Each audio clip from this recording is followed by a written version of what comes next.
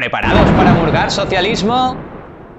La libertad, nuestros valores, principios, costumbres y la paz social por la que tantos hombres y mujeres lucharon y entregaron sus vidas está amenazada, está tocada de muerte en todo Occidente, por un enemigo silente que actúa en la sombra. Muchos lo daban por vencido con la caída del muro de Berlín.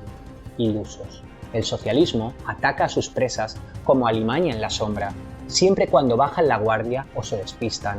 Consciente de su inferioridad moral, husmea y acecha a los más indefensos y más débiles de la manada, a las mentes más frágiles y a los jóvenes, sobre todo a los jóvenes, lienzos en blanco por los que socialistas de todos los colores, razas y credos suspiran de excitación, solo con pensar en el poder de modelar mentes a su antojo desde cero, donde esculpir sin ningún rubor y difundir las ideas del rencor, la ira y el rechazo social, ideas que pretenden romper la esencia de nuestra sociedad y de todo ser humano, el rechazo a la familia, al mérito individual, al pensamiento científico y objetivo, un rechazo y una ruptura que hacen falta para la creación de ese hombre nuevo que viva por y para el Estado, por y para la revolución, por y para el socialismo.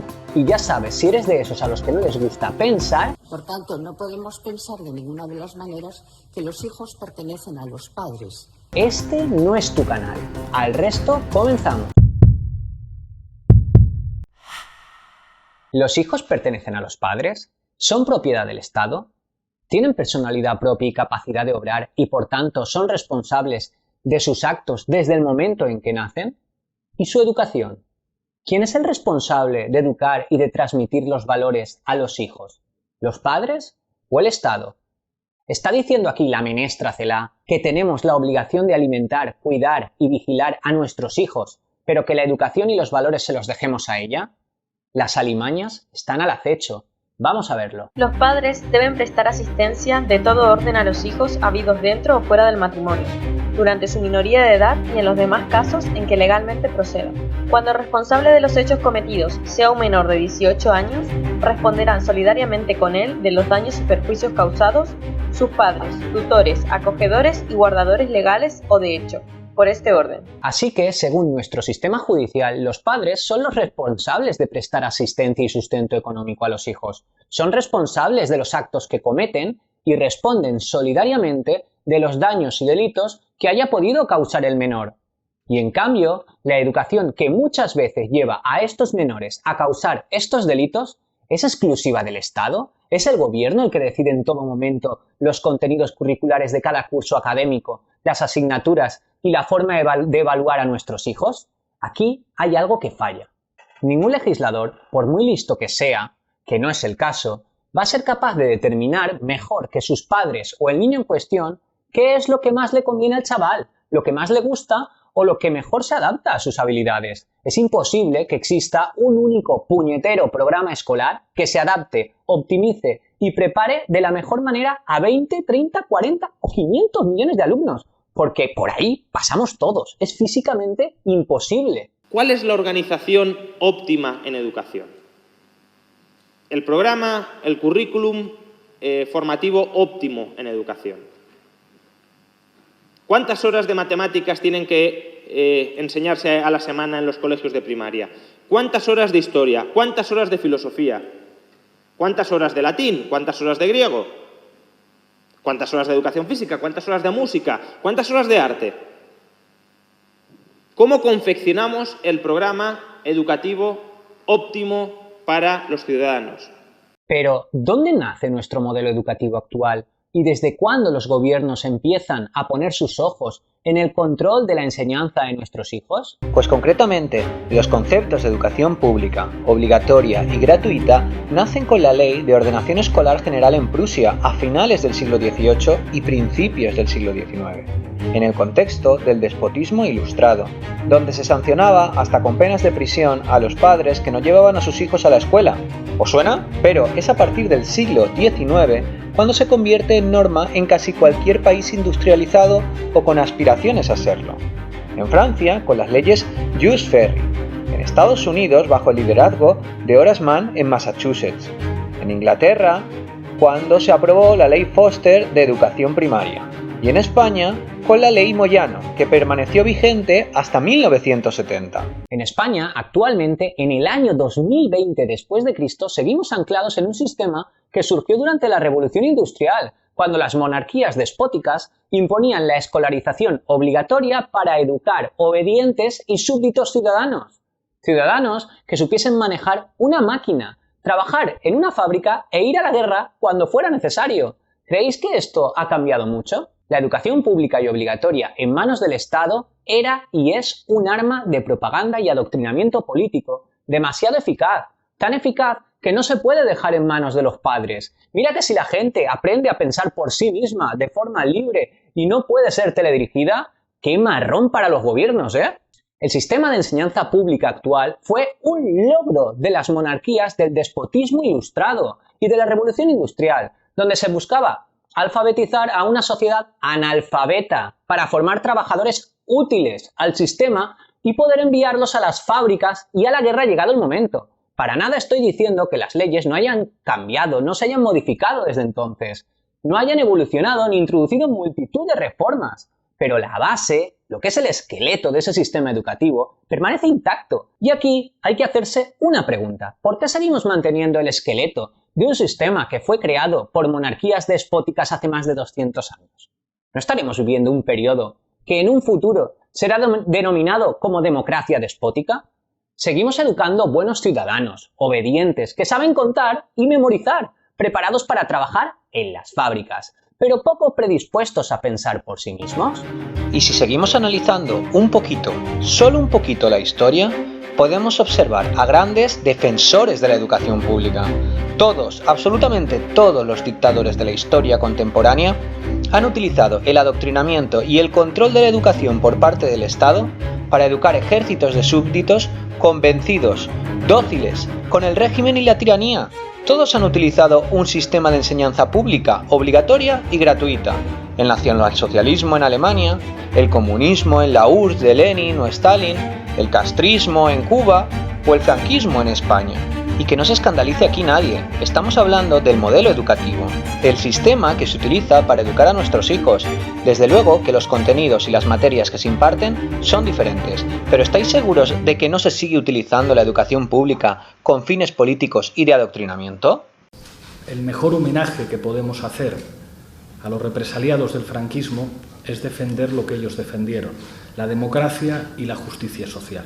Y eso implica defender también la educación pública. Pablo Iglesias sabe perfectamente que el régimen franquista fue un ferviente defensor de la educación pública, pero acude a la retórica marxista de construcción del sujeto antagonista para hacernos creer que los que lucharon por la educación pública fueron los buenos republicanos, entre los que se incluye, y los malvados franquistas son su sujeto antagónico, o sea, todo el que se oponga no ya a la educación pública controlada por el Estado, que no existe ningún partido político con representación en España que defienda esto, será insultado automáticamente, aunque sea solo para tocar un único céntimo de todos los millones que se despilfarran en chiringuitos educativos, ineficiencia pública o en pagar cursos de adoctrinamiento masivos como ocurre en las clases de feminismo en las que por ley se debe educar a nuestros hijos. Educar a todos nuestros hijos en feminismo, una mezcla entre religión supremacista y pseudociencia,